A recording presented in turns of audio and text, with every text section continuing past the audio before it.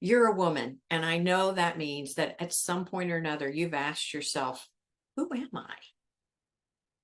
We struggle with that sense of loss of identity as we go through our lives, none more so than when we're considering or faced with the proposition of divorce.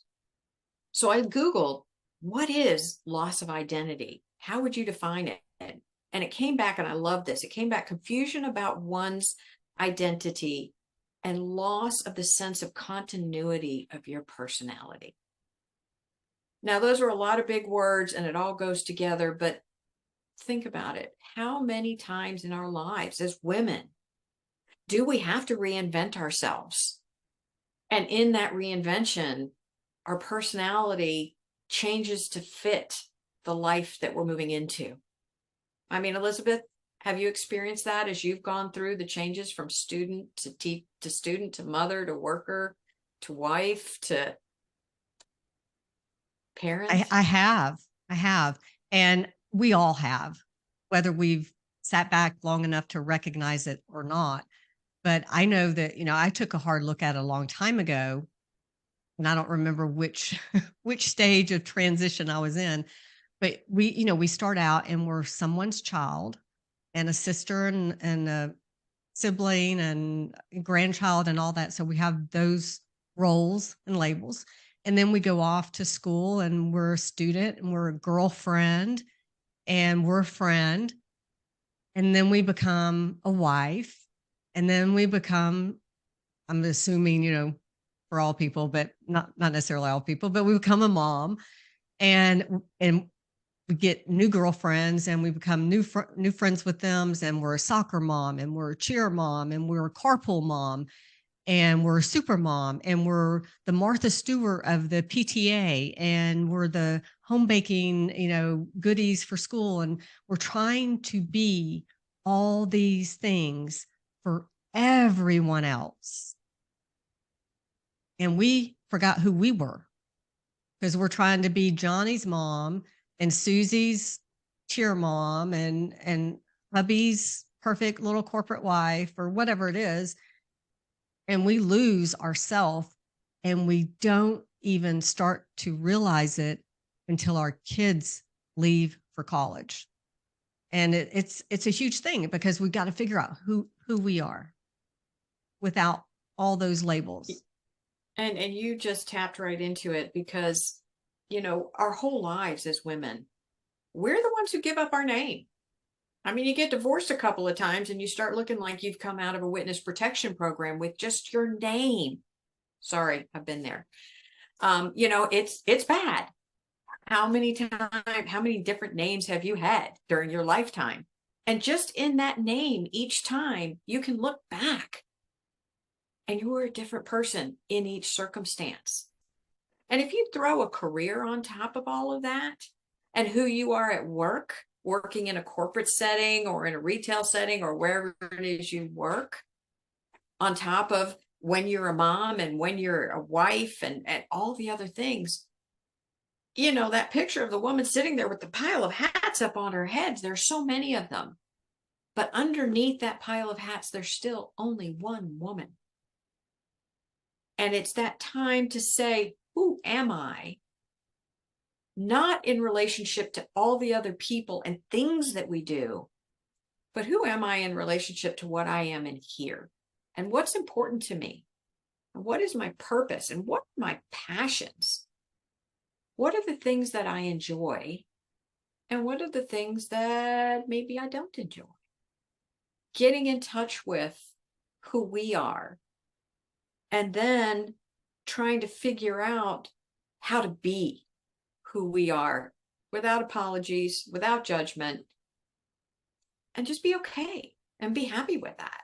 One of the hardest parts of all that is when you're so accustomed to wearing all those, I'll call them job titles, all those role titles. And then you strip yourself bare and you don't know who you are. You don't remember who you are and you don't really know where to start.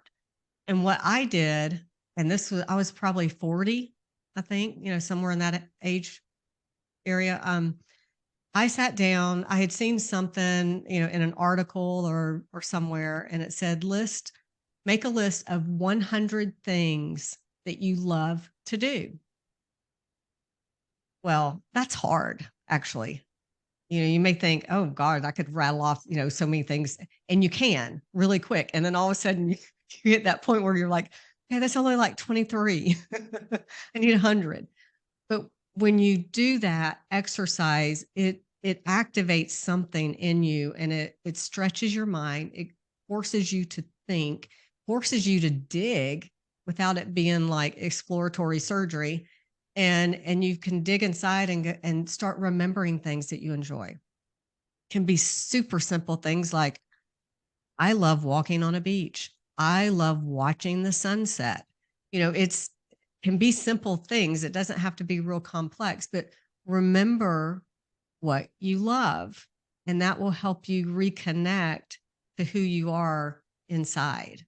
That is so beautiful. Thank you, Elizabeth, for that. And it just made me think of so many different things that we can do. And when we're going through a marriage and a relationship, whether we have kids or not have kids, so much of who we are is part of that unit.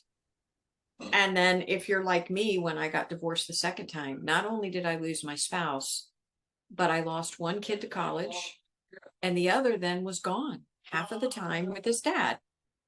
And so I lost that ability to be the full-time mom that I had wanted to be.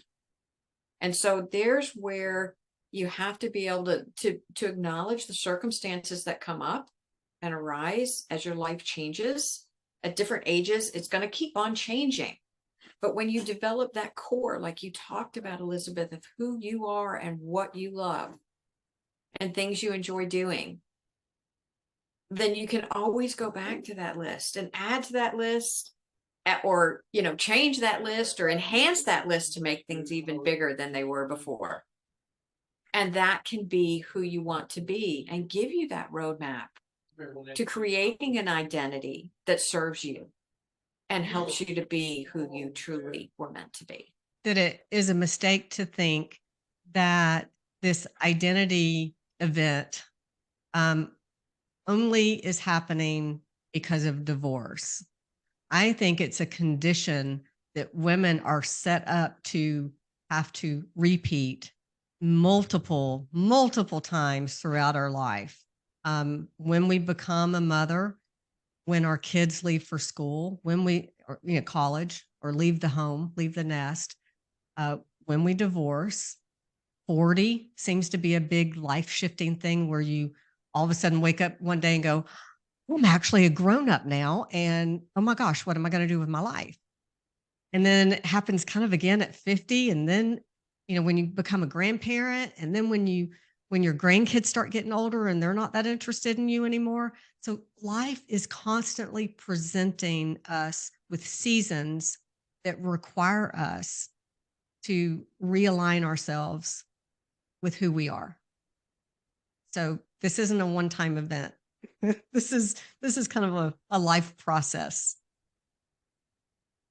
And I hate to say this because it's going to make it even worse, but as you were saying all of that, I also thought about the fact as women, just look at how we're made. We have this 28-day cycle that may have 15 different phases in that cycle that we go through for 40, 50 years of our lives, where we're changing on a daily basis just because of where we are and where the moon may be. And so as women, yes, that always changes. So it's so important to have that core that you can lean back on, so that as all of this is changing and all your hormones are going, and Lord knows sometimes of the month are worse than others, you've got something to fall back on when you lose that sense of where you fit into the picture or who you are or what you want. That core of what you enjoy, that list that Elizabeth talked about, have that written down. Have it somewhere you can access it. Have it somewhere you can remember it, and try to remember all those things on that list about who you are, and you'll be able to stay in touch with yourself and your happiness as you go from day to day.